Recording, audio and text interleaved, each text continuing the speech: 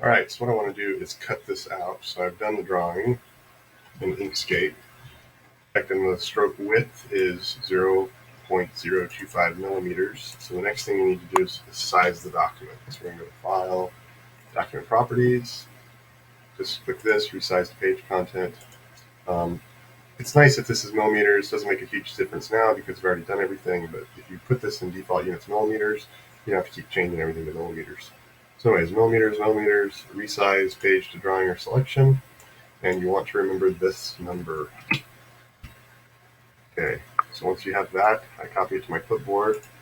I do save as. Come to my projects. Laser cutter. Toys. Pick top. UMF. Simple desktop.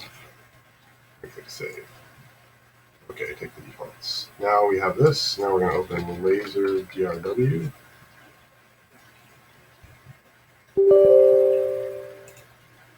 We just saved it as an EMF file. I don't think I mentioned that very specifically. LaserDRW doesn't understand a whole lot of formats, and that's pretty much the only vector format, pretty sure, that both InkScape and LaserDRW can handle. So now we're going to do open.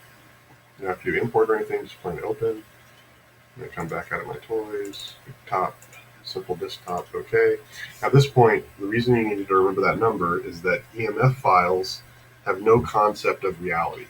What that means is that they know how big things are in some abstract coordinate system that means nothing in the real world. So when LaserDRW imports it, it sizes it to fit within the workspace and overlap whichever dimension is smaller. So we need to tell it how big is this really supposed to be. So remember those numbers from InkScape. We're going to paste those in. It automatically keeps the aspect ratio, so it's the same. And then just keep everything simple.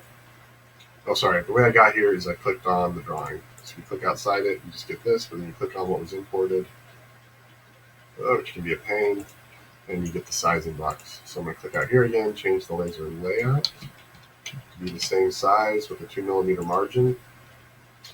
Then that's all done. We're going to click on engrave. In this, you can drag it around and position it wherever. We're going to make sure it's on cutting.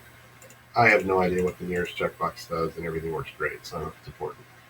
You want to do inside first, because if you don't do inside first, the laser cutter may choose to cut this outside ring first, and then the part could drop through, and when the laser cutter goes to cut this inside circle, it would be all horribly out of focus and wouldn't cut good. So I have it for 13 millimeters a second for speed. Everything else looks great. So I'm going to put a piece of wood in and cut.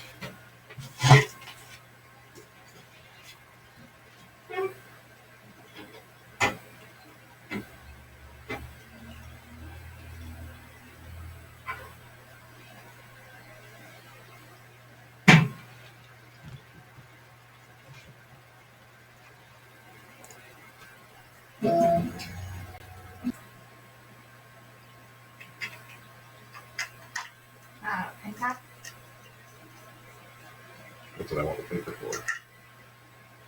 I'm not getting a piece of paper.